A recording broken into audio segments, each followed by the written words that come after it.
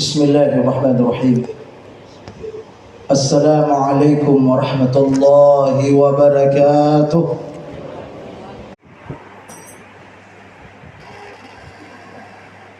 Innal hamdalillah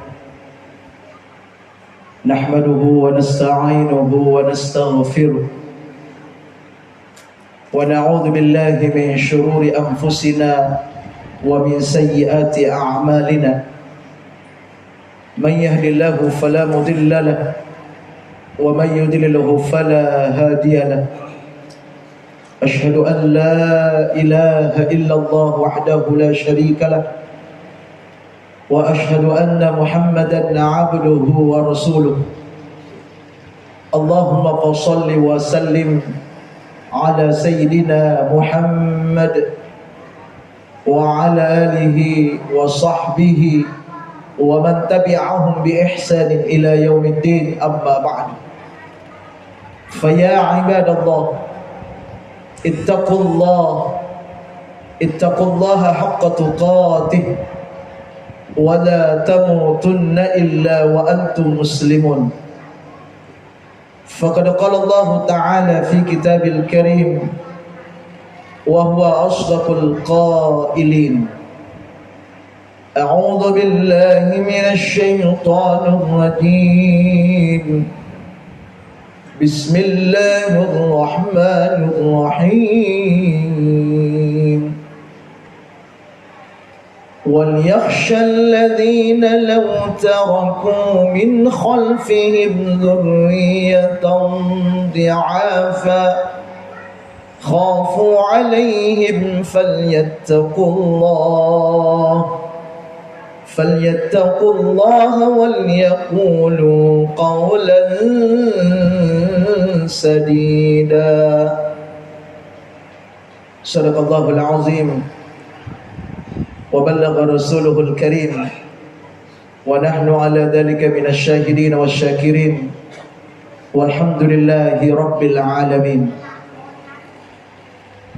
Hadirin kaum muslimin jamaah Jumat yang sama-sama dirahmati oleh Allah Subhanahu wa ta'ala.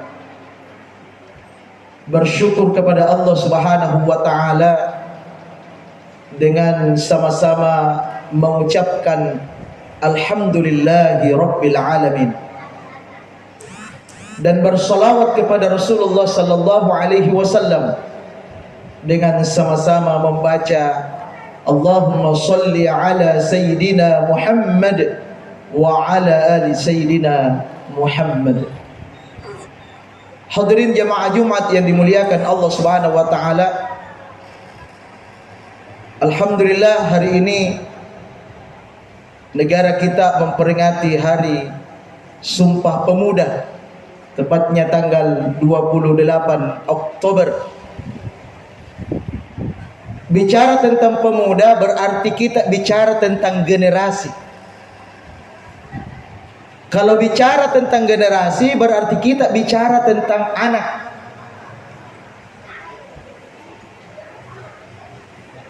Dan berbicara tentang anak,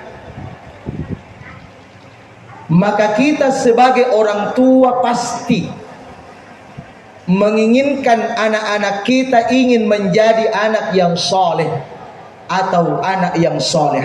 Itu pasti. Saya belum pernah temukan ada orang tua tidak mau jadikan anaknya jadi anak yang soleh. Belum. Sejahat apapun orang tuanya, sebajingan apapun orang tuanya, tidak mau anaknya jadi bajingan juga. Tidak ada anaknya mau jadi penjahat, tidak ada. Pasti menginginkan anaknya ingin menjadi anak yang soleh, anak yang solehah.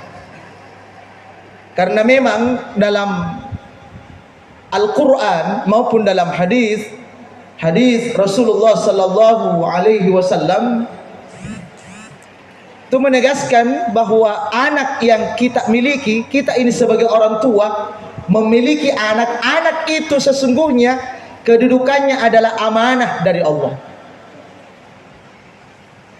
Amanah artinya itu titipan. Jadi hakikatnya Allah titipkan berupa anak kepada kita. Nah, kalau titipan berarti kita harus menjaga titipan itu. Sama halnya dalam kehidupan kita sehari-hari. Kita dititipi apa itu? Sesuatu barang atau apa? Tentu kita jaga baik-baik. Sama halnya dengan anak ini. Titipan Allah Subhanahu wa taala kepada kita, maka kita harus jaga baik-baik. Caranya bagaimana? Ya, tentu kita jadikan anak kita menjadi anak yang saleh maupun anak yang salehah. Anak sebagai amanah. Kalau kita tidak bisa jaga baik-baik amanah itu, maka itulah yang diceritakan oleh Al-Quran. Apa yang diceritakan oleh Al-Quran? Ya ayyuhalladzina amanu, hai sekalian orang-orang yang beriman, kita semua ini. Inna min azwajikum wa auladikum aduwwan lakum,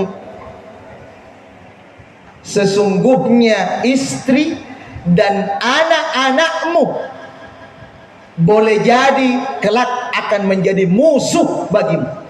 Na'udzubillah.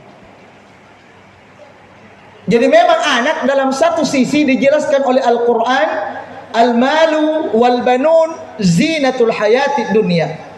Harta dan anak itu adalah perhiasan dunia kita. Apa artinya? Perhiasan kesenangan. Anak itu bikin senang orang tuanya, tentu.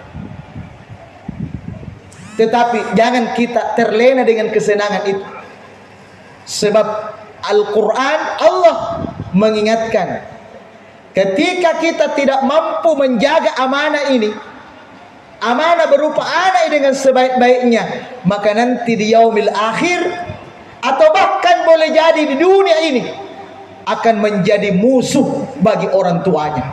Sekarang sudah terbukti, tidak sedikit anak melawan orang tuanya. Gara-gara mungkin tidak dikasih uang, tidak kasih harta, akhirnya dia lawan orang tuanya. Na'udzubillah summa na'udzubillah. Kalau begini modelnya, berarti kita ini orang tua tidak berhasil.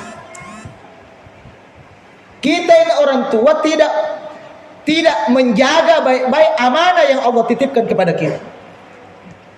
Na'udzubillah summa na'udzubillah. Oleh karena itu, hadirin jamaah Jumat yang dimuliakan oleh Allah Subhanahu wa taala, Allah memang dari dulu sudah mengingatkan, wal yakhshal ladzina law taraku min khalfihim dzurriyyatan dhi'afa, hendaklah mereka khawatir, takut, law taraku min khalfihim, seandainya mereka para orang tua itu meninggalkan zurriyatan di'afa, ke anak keturunan mereka itu dalam keadaan lemah. Nah, lemah apa di sini? Diutamakan tentu lemah iman. Nah, jadi di sini Al-Quran mengingatkan kepada kita sebagai orang tua, jangan sampai ketika kita meninggal dunia, kita sudah tidak ada lagi anak-anak yang kita tinggalkan itu jauh dari agama. Jangan sampai. Sebab ketika anak kita melakukan perbuatan maksiat, padahal kita sudah di alam kubur, maka setiap kali melakukan maksiat, maka akibat dari perbuatan maksiat yang dilakukan oleh anak kita, kita juga orang tua dapat. Kita dapat. Itu karena apa? Karena kita tidak mengarahkan dia untuk menjadi anak yang saleh-salehah. Berbeda misalnya, kalau kita orang tua sudah mengusahakan, sudah kasih sekolah, sudah dikasih masuk di pesantren misalnya, contoh, sudah kita biayai banyak-banyak supaya jadi anak soleh, tapi toh memang takdirnya dia menjadi anak yang tidak soleh misalnya, maka itu tentu berbeda. Tentu berbeda. Seperti halnya Nabi Nuh alaihi salam. Ini nabi, tapi anaknya kafir. Itu hal yang biasa.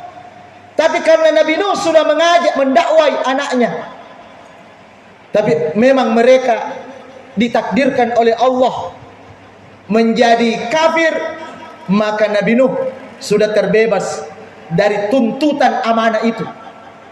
Jadi kita tetap sebagai orang tua berusaha. Jadi kalau anak kita belum tahu mengaji, kasih masuk di TPQ, TPA. Di masjid ini ada TPA, kasih mengaji. Jangan biarkan anak kita tidak tahu mengaji, jangan. Kalau anak kita tidak sholat, jangan biarkan. Bagaimana caranya anak kita bisa sholat? Terus terang, sekarang ini anak-anak kita itu masih jauh dari sholat. Saya Pak di kantor KUA di sini di Abipura, setiap Kamis, Senin, Selasa dan Kamis kita adakan penasihatan calon pengantin. Dari beberapa pasang kita tanya mengenai sholatnya, ini sudah mau nikah ini, bahkan ada yang mau nikah yang kedua kalinya. Saya tanya, bagaimana sholatmu?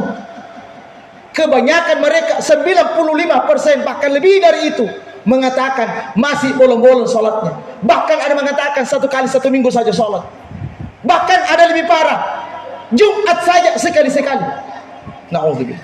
Siapa punya tanggung jawab itu? Orang tua. Kita akan dituntut nanti di akhirat. Na'udzubillah summa na'udzubillah. Oleh karena itu, momentum Hari Sumpah Pemuda ini, kita ambil generasinya, pemudanya, anak-anak kita ini. Mari kita selamatkan diri kita. Selamatkan diri kita dengan mendidik anak-anak kita dengan baik. Ya ayyuhalladzina amanu qu anfusakum wa ahlikum nara. Hai orang-orang yang beriman, jagalah dirimu dan keluargamu dari api neraka. Artinya, mulai dari orang tua, semua keluarga, mari kita dekat dengan agama, kita jalankan perintah-perintah Allah Subhanahu wa taala. Insyaallah satu keluarga bisa selamat dunia dan akhirat, dan satu keluarga bisa masuk ke surganya Allah Subhanahu wa taala. Demikian, mudah-mudahan bermanfaat. Barakallahu li wa lakum fil Qur'anil azim. Wa nafa'ani wa iyyakum bima fihi minal ayati wadh-dhikril hakim. Wa taqabbala minni wa minkum tilawatahu. Innahu huwas sami'ul basir.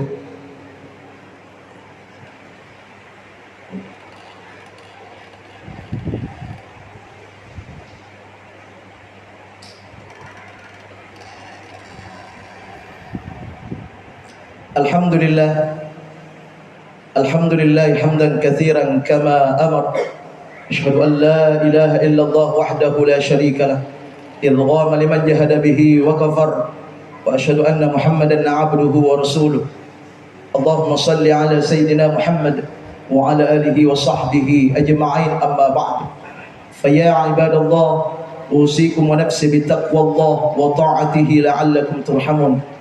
فقد قال الله تعالى في كتاب الكريم وهو أصدق القائلين: أعوذ بالله من الشيطان الرجيم، بسم الله الرحمن الرحيم، إن الله وملائكته يصلون على النبي يا أيها الذين آمنوا صلوا عليه وسلموا تسليما. اللهم صل على محمد وعلى آل محمد كما صليت على إبراهيم وعلى آل إبراهيم، وبارك على محمد وعلى آل محمد كما باركت على إبراهيم وعلى آل إبراهيم في العالمين إنك حميد مجيد. وارض على 4 خلفاء الراشدين أبي بكر عمر عثمان وعلي وعلى بقية الصحابة والتابعين وتابع التابعين ومن تبعهم بإحسان إلى يوم الدين. اللهم اغفر للمسلمين والمسلمات والمؤمنين والمؤمنات الأحياء منهم والأموات إنك سميع قريب مجيب دعوات ويا قاضي الحاجات. اللهم أرنا الحق حقا وارزقنا اتباعه وأرنا الباطل باطلا وارزقنا اجتنابه. اللهم يا مقلب القلوب ثبت قلوبنا على دينك وعلى طاعتك. ربنا هب لنا من الصالحين. ربنا آتنا في الدنيا حسنة وفي الآخرة حسنة وقنا عذاب النار. عباد الله، إن الله يأمر بالعدل والإحسان وإيتاء ذي القربى وينهى عن الفحشاء والمنكر والبغي يعظكم لعلكم تذكرون. فاذكروا الله العظيم يذكركم ولذكر الله أكبر والله يعلم ما تصنعون. أقيم الصلاة.